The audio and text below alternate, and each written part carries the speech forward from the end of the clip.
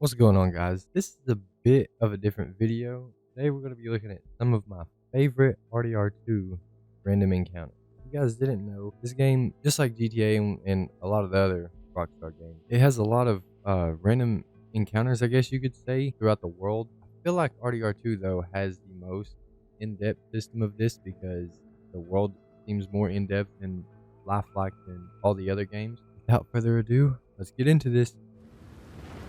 Number 1. Old Man Cassidy.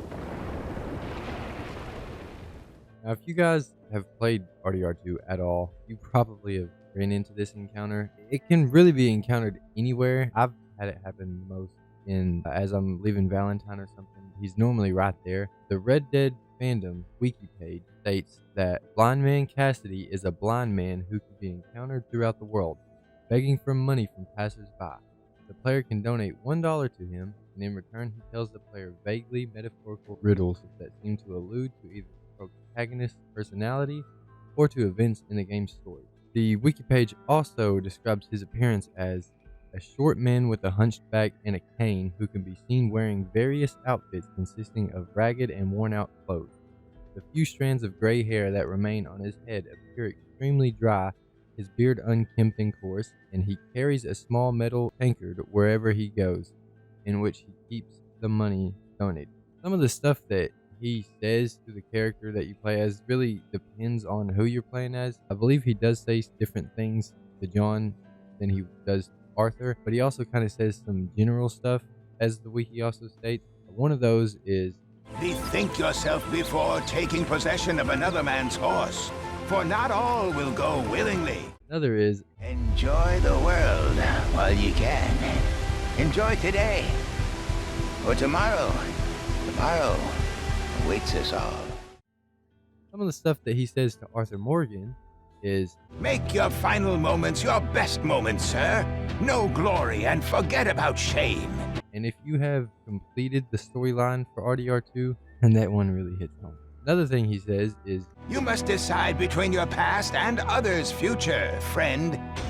Decide, for soon it will be too late." that one also kind of hits home.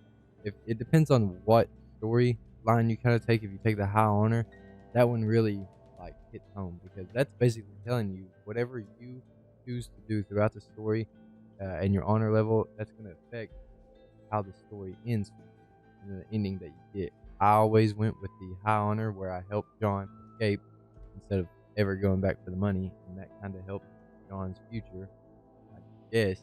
Another thing he says is, "Your whole life, sir, you have followed the wrong star." I'm not sure if that's specifically referencing to Dutch.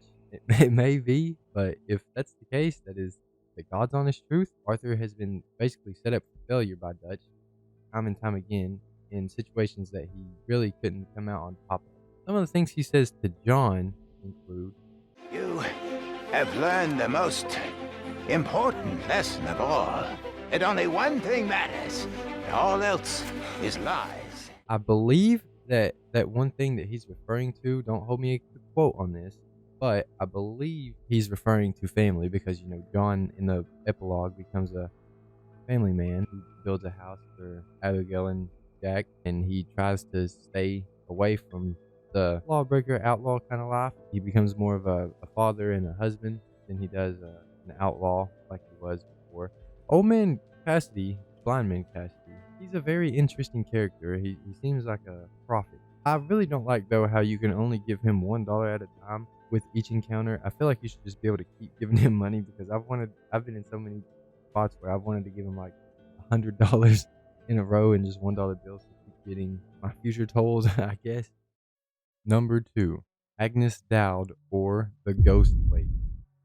This is kind of a more rare one. It's not as common as the Blind Man Cassidy. The Red Dead Wiki states that according to the cries of her spectral form, Agnes fell in love with a man that her parents did not approve of, and would meet him by an old tree in Blue Water Marsh for secret trysts.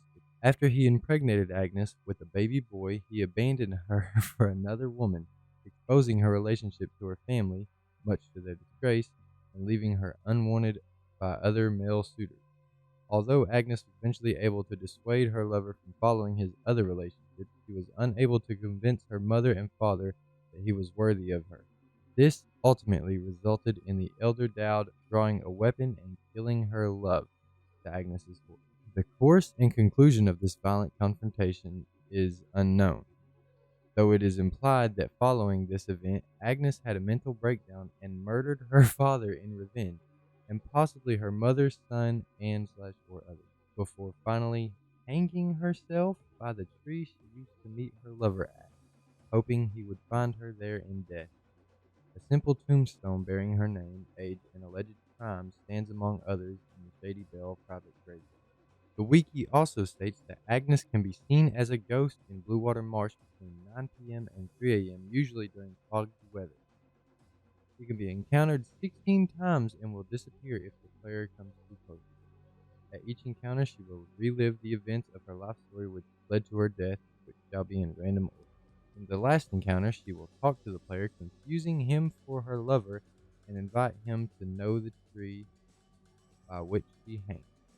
It's kind of like the ghost lady in GTA 5 encounter, where you had to stay a certain distance away and you could see her during a certain time of day, something like that.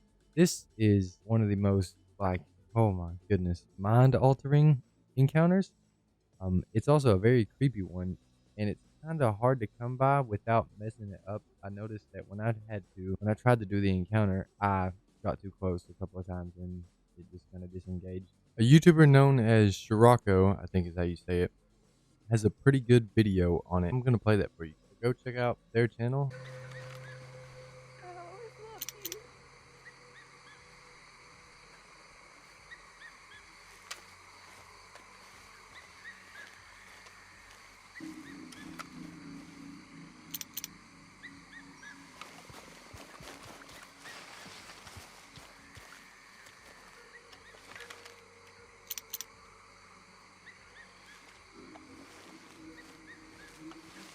She never loved you. She never did. As you guys seen, he kind of got too close, so the thing ended. I don't know if the encounter was over. Yeah, that's just one of the encounters. There's apparently 15 more. You guys want to check those out? So you search them on YouTube or go in the game and try to get them yourself. Yeah. Number 3, UFO cult chat. Now, if you didn't know, you go north of Emerald Ranch, you'll come across a cabin / shack kind of thing. Once you enter that cabin, you'll see like something bad. And there's skeletons all on different beds. There's bunk beds, and then in the middle you have a leader, I guess you would call it. I think it's a cult. I think that's the whole background of this. I think it's kind of loosely based on the Heaven's Gate cult, where Marshall Applewhite, I believe was his name. It was like a mass off yourself, I guess. They were told that they were all going to be like a UFO was going to come and take them if they all committed unalive. A UFO would come and take them to the other world, other plane or something like that. If you look, there is a note in the cabin that reads, "At the second hour under the half moon, by the great love and grace of our Savior," I'm not even going to try to pronounce that, "Voyager of time and galaxies, we cast off our corporal shells so his vessel can take our spirits to the promised realm, to live in peace and power until the 2000th year, when we will return for the new chosen and worship once again at the peak of Mount Sean. In his love we rejoice always." Also, you can see in the video that I'm playing in the background, all the skeletons seem to be wearing the same shoes. They're kind of boots in Red Dead 2, but it's kind of based off of the real life, Heaven's Gate, where they all wore Nike shoes. Yeah, it's just this one, when I randomly came across it for the first time, like 4 years ago, 5 years ago, whenever it was, I was like, I was petrified. It was so weird and such a scary sight to see in a Red Dead game. Like, very, very, I guess it's not unexpected because it's Rockstar and they love their aliens, but it was pretty wild. That about ties it up for this video. Let me know what you guys think about this kind of video in the comments. Let me know if you guys want to see another type of video like this. This is the first kind of compilation, I guess you would say, of my favorite things in a video game. kind of video I've made. Let me know if you enjoyed it. If you didn't, let me know. Fixed legends, this might be historical. I want to talk about some local legends. This isn't rhetorical. No backdoors needed. I just play it down my heart. So let's get started. First off, I want to talk about KromatiK. He had the gang bustin'. He created this shit from nothing.